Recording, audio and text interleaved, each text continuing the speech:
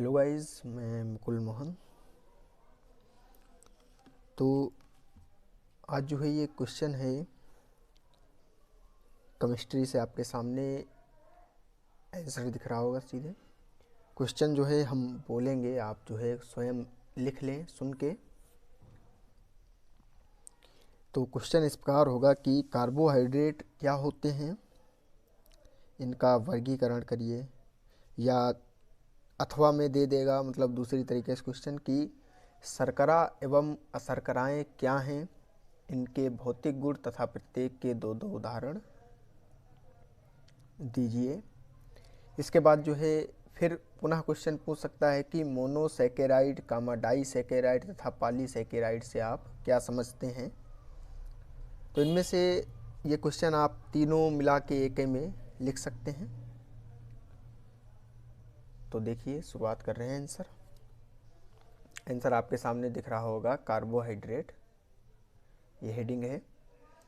तो ऐसे पॉलीहाइड्रॉक्सी यौगिक जिनमें एल्डिहाइड या कीटोनिक समूह उपस्थित होते हैं कार्बोहाइड्रेट कहलाते हैं। सिंपल डेफिनेशन आपको याद करनी है कि ऐसे पॉलीहाइड्रॉक्सी यौगिक जिनमें एल्डिहाइड या कीटोनिक समूह उपस्थित होते हैं कार्बोहाइड्रेट कहलाते हैं। या अथवा में फिर दूसरी डेफिनेशन दी है, या तो आप ये वाली लिख लें यहाँ तक, या तो इसके बाद जो है ये डेफिनेशन दी है, वे कार्बनिक यौगिक जो जल अपघटन पर पॉलीहाइड्रॉक्सी एल्डिहाइड या पॉलीहाइड्रॉक्सी कीटोन देते हैं कार्बोहाइड्रेट कहलाते हैं।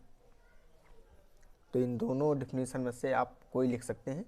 इसके बाद दिया है, कार्बोहाइड्रेट हमारे भोजन का मुख्य भाग है। मनुष्य के लिए कार्बोहाइड्रेट के उत्तम स्रोत गेहूँ कामा चावल है, मक्का कामा केला व अन्य फल, आलू इत्यादि जो है कार्बोहाइड्रेट के जो है मुख्य स्रोत हैं। इसके बाद जो है कार्बोहाइड्रेट का वर्गीकरण आपके सामने हेडिंग पड़ी है। तो देखिए, भौतिक गुणों के आधार पर इन्हें दो वर्गों में विभक्त किया गया है। नंबर 1 है शर्कराएँ, मतलब भौतिक गुणों के आधार पर इन्हें जो है दो वर्गों में विभक्त किया गया है। तो भौतिक गुणों के आधार पर जो है इन्हें दो वर्गों में विभक्त किया गया है। तो नंबर 1 है शर्कराएँ। तो ये क्रिस्टलीय मीठे तथा जल में घुलनशील होते हैं, जैसे ग्लूकोज कामा फ्रक्टोज, चीनी की शर्करा, लैक्टोज इत्यादि जो है ये मीठी चीज़ें होती हैं, तो इन्हें जो है शर्कराएँ कहा जाता है। इसके बाद जो है नंबर 2 पर है अशर्कराएँ।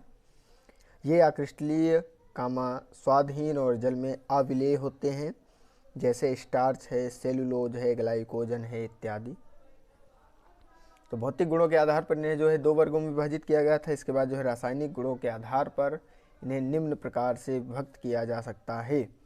नंबर 1 दिया है मोनोसैकेराइड। तो वे शर्कराएँ जिनका छोटे अणुओं में जल अपघटन नहीं होता है मोनोसैकेराइड कहलाती हैं, जैसे ग्लूकोज का सूत्र होता है C6H12O6, फ्रक्टोज C6H12O6 इत्यादि।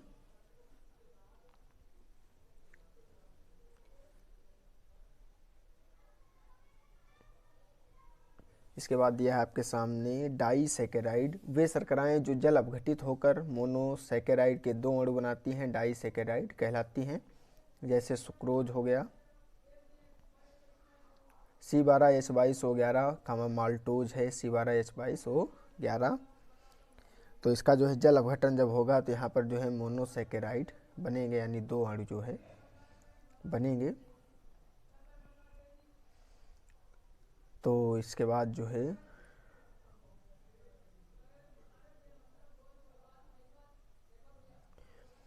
अगला है पॉलीसैकेराइड। वे शर्कराएँ जो जल अपघटित होकर मोनोसैकेराइडों के बहुत अधिक अणु देती हैं पॉलीसैकेराइड कहलाती हैं, जैसे स्टार्च, सेलुलोज इत्यादि जो है।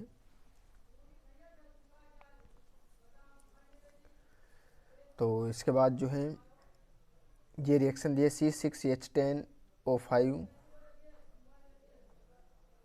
तो ये जो है इसका जल अपघटन होगा H2O के साथ,